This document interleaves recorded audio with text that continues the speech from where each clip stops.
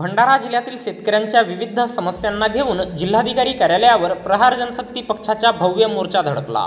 दिनांक 13 ऑगस्ट रोजी सकाळी 11 वाजता दरम्यान भंडारा शहरातील जलाराम चौक येथून मोर्चाला सुरुवात झाली। त्यानंतर दुपारी 1 वाजता दरम्यान हा मोर्चा जिल्हाधिकारी कार्यालयावर धडकला। यावेळी जिल्हाधिकारी भंडारा यांना निवेदन सादर करण्यात आले। गेल्या 1.5 ते 2 महिन्यांपासून भंडारा बैल बाजार भिलेवाडा येथे स्थानांतरण करण्यात आला असून तेथे सुविधा उपलब्ध करून देण्यात यावे। त्याचप्रमाणे बैल बाजारात व्यापाऱ्यांनी खरेदी विक्री बंद करून ठेवलेली आहे, त्याच्यावर कायमस्वरूपी उपाययोजना करून ती सुरू करण्यात यावी।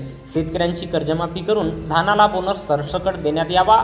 आजच्या आंदोलनातून प्रशासनाला चेतावणी देण्यात आली की प्रशासकीय स्तरावर उपाययोजना केली गेली नाही तर लवकरच यापेक्षा तीव्र आंदोलन करून शेतकऱ्याची निकामी जनावरे जिल्हाधिकारी कार्यालयात आणून बांधणार।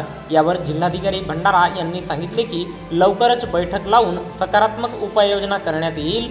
आजच्या आंदोलनात प्रामुख्याने प्रहार जनशक्ती पक्षाचे भंडारा जिल्हा प्रमुख अंकुश वंजारी, रमेश कारेमोरे, गुलाब बारई, रामेश्वर कांबळे, यशवंत लकडे, गणेश मलेवार, आनंदराव चौपकर, वासुदेव घुगुसकर, चारुल रामटेके, रुपेश चुमरे, बाडू दुरुक्कर, किसन बारई, हिमेश सेलोकर, नरेश पेसने, स्वप्नील बारई, राजेंद्र तिजारे, भारत मरस्के, बंडू भरणे, शालिक डोकरीमारे, नामदेव सेंद्रे, महेश सेलोकर, राहुल तिजारे, महेश गिरेपुंजे, बंडू वैद्य, सुनील कहालकर, गिरधारी मेहर आणि अनेक शेतकरी, व्यापारी, गाडी मालक, चालक आणि पक्षाचे शेकडो कार्यकर्ते उपस्थित होते।